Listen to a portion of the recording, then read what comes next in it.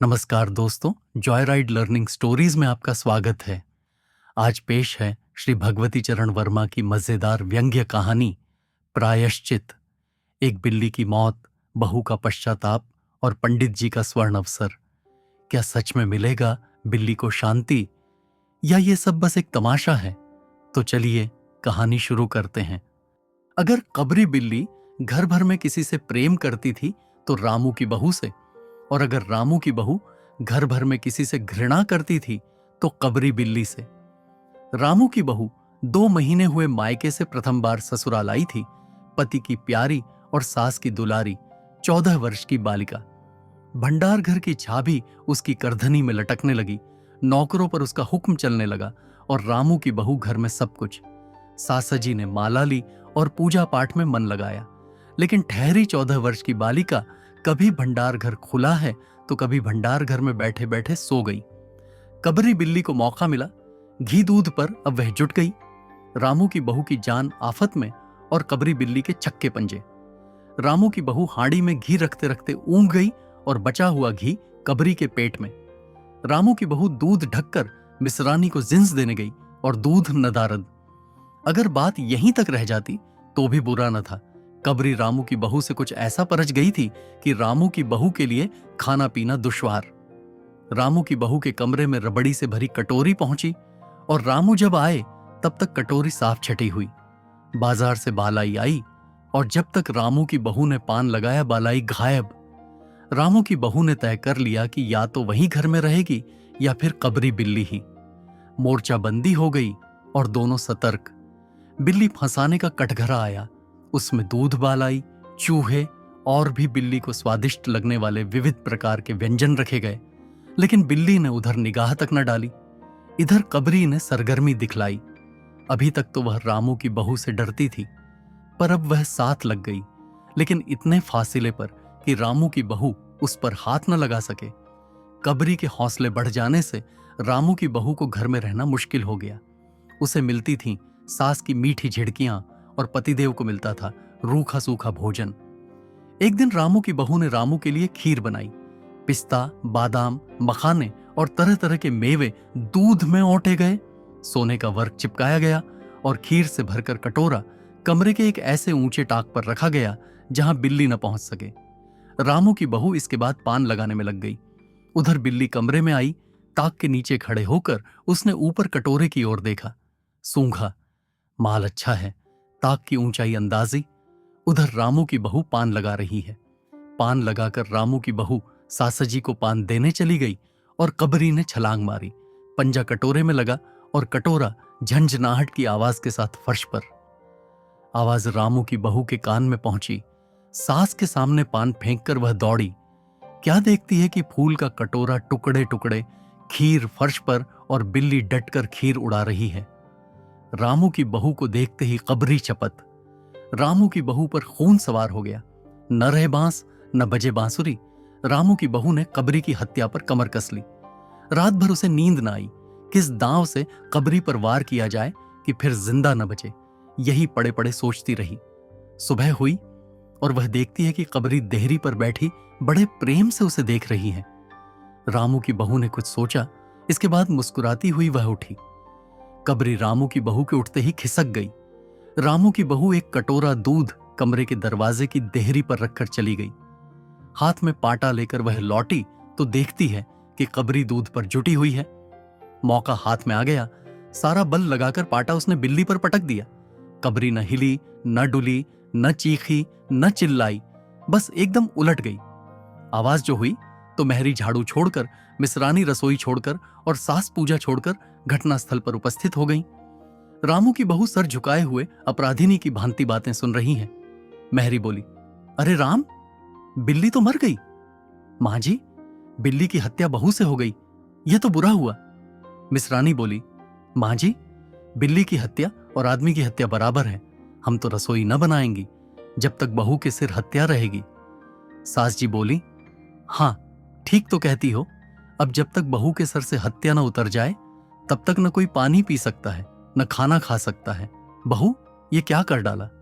मेहरी ने कहा, फिर क्या हो, कहो तो पंडित जी को बुलाए लाई। सास की जान में जान आई। अरे हाँ, जल्दी दौड़ के पंडित जी को बुला लो। बिल्ली की हत्या की खबर बिजली की तरह पड़ोस में फैल गई। पड़ोस की औरतों का रामू के घर तांता बंध गया। चारों तरफ से प्रश्नों की बौछार और रामू की बहू सिर झुकाए बैठी। पंडित परमसुख को जब यह खबर मिली, उस समय वह पूजा कर रहे थे। खबर पाते ही वे उठ पड़े। पंडिताइन से मुस्कुराते हुए बोले, भोजन न बनाना, लाला घासीराम की पतोहू ने बिल्ली मार डाली, प्रायश्चित होगा, पकवानों पर हाथ लगेगा। पंडित परमसुख चौबे छोटे से मोटे से आदमी थे। लंबाई 4 फीट 10 इंच और तोंद का घेरा 58 इंच। चेहरा गोल मटोल, मूंछ बड़ी बड़ी, रंग गोरा, छोटी कमर तक पहुंचती हुई। कहा जाता है कि मथुरा में जब पसेरी खुराक वाले पंडितों को ढूंढा जाता था तो पंडित परमसुख जी को उस लिस्ट में प्रथम स्थान दिया जाता था। पंडित परमसुख पहुंचे और कोरम पूरा हुआ। पंचायत बैठी। सास जी, मिसरानी, किस्नू की मां, छन्नू की दादी और पंडित परमसुख। बाकी स्त्रियां बहू से सहानुभूति प्रकट कर रही थीं। किस्नू की मां ने कहा, पंडित जी, बिल्ली की हत्या करने से कौन नरक मिलता है? पंडित परमसुख ने पत्रा देखते हुए कहा, बिल्ली की हत्या अकेले से तो नरक का नाम नहीं बतलाया जा सकता। वह मुहूर्त भी मालूम हो जब बिल्ली की हत्या हुई, तब नरक का पता लग सकता है। यही कोई 7 बजे सुबह, मिसरानी जी ने कहा। पंडित परमसुख ने पत्रे के पन्ने उलटे, अक्षरों पर उंगलियां चलाईं, माथे पर हाथ लगाया और कुछ सोचा। चेहरे पर धुंधलापन आया, माथे पर बल पड़े, नाक कुछ सिकुड़ी और स्वर गंभीर हो गया। हरे कृष्ण, हे कृष्ण, बड़ा बुरा हुआ। प्रातःकाल ब्रह्म मुहूर्त में बिल्ली की हत्या, घोर कुंभिपाक नरक का विधान है। रामू की मां, यह तो बड़ा बुरा हुआ। रामू की मां की आंखों में आंसू आ गए। तो फिर पंडित जी, अब क्या होगा, आप ही बतलाएं। पंडित परमसुख मुस्कुराए। रामू की मां, चिंता की कौन सी बात है? हम पुरोहित फिर कौन दिन के लिए हैं? शास्त्रों में प्रायश्चित का विधान है, सो प्रायश्चित से सब कुछ ठीक हो जाएगा। रामू की मां ने कहा, पंडित जी, इसीलिए तो आपको बुलवाया था। अब आगे बतलाओ कि क्या किया जाए। किया क्या जाए? यही एक सोने की बिल्ली बनवाकर बहू से दान करवा दी जाए। जब तक बिल्ली न दे दी जाएगी तब तक तो घर अपवित्र रहेगा। बिल्ली दान देने के बाद 21 दिन का पाठ हो जाए। छन्नू की दादी बोली, हां, और क्या, पंडित जी ठीक तो कहते हैं। बिल्ली अभी दान दे दी जाए और पाठ फिर हो जाए। रामू की मां ने कहा, तो पंडित जी, कितने तोले की बिल्ली बनवाई जाए? पंडित परमसुख मुस्कुराए। अपनी तोंद पर हाथ फेरते हुए उन्होंने कहा, बिल्ली कितने तोले की बनवाई जाए? अरे रामू की मां, शास्त्रों में तो लिखा है कि बिल्ली के वजन भर सोने की बिल्ली बनवाई जाए। लेकिन अब कलयुग आ गया है, धर्म कर्म का नाश हो गया है, श्रद्धा नहीं रही। सो रामू की मां, बिल्ली के तौल भर की बिल्ली तो क्या बनेगी, क्योंकि बिल्ली 20-21 सेर से कम की क्या होगी। हां, कम से कम 21 तोले की बिल्ली बनवाकर दान करवा दो और आगे तो अपनी अपनी श्रद्धा। रामू की मां ने आंखें फाड़कर पंडित परमसुख को देखा। अरे बाप रे, 21 तोला सोना! पंडित जी, ये तो बहुत है। तोला भर की बिल्ली से काम ना निकलेगा। पंडित परमसुख हंस पड़े। रामू की मां, 1 तोला सोने की बिल्ली! अरे रुपया का लोभ बहू से बढ़ गया। बहू के सिर बड़ा पाप है, इसमें इतना लोभ ठीक नहीं। मोल तोल शुरू हुआ और मामला 11 तोले की बिल्ली पर ठीक हो गया। इसके बाद पूजा पाठ की बात आई। पंडित परमसुख ने कहा, उसमें क्या मुश्किल है? हम लोग किस दिन के लिए हैं रामू की मां? मैं पाठ कर दिया करूंगा। पूजा की सामग्री आप हमारे घर भिजवा देना। पूजा का सामान कितना लगेगा?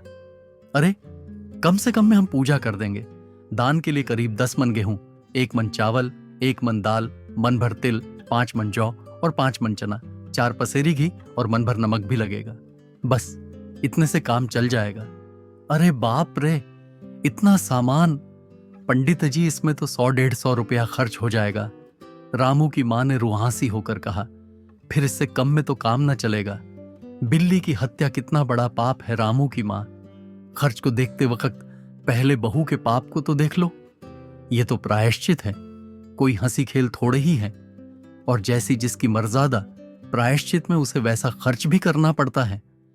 आप लोग कोई ऐसे वैसे थोड़े हैं। अरे 100-150 रुपया आप लोगों के हाथ का मैल है। पंडित परमसुख की बात से पंच प्रभावित हुए।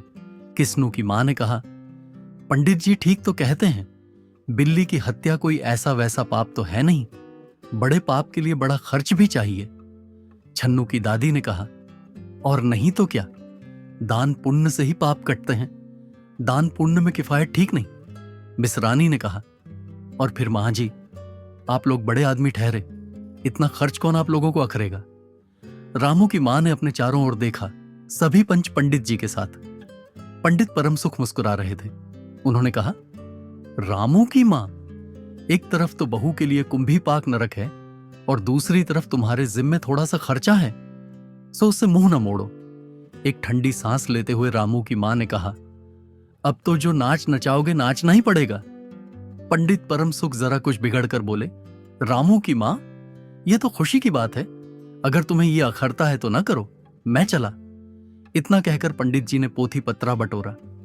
अरे पंडित जी, रामू की मां को कुछ नहीं अखरता, बेचारी को कितना दुख है, बिगड़ो ना।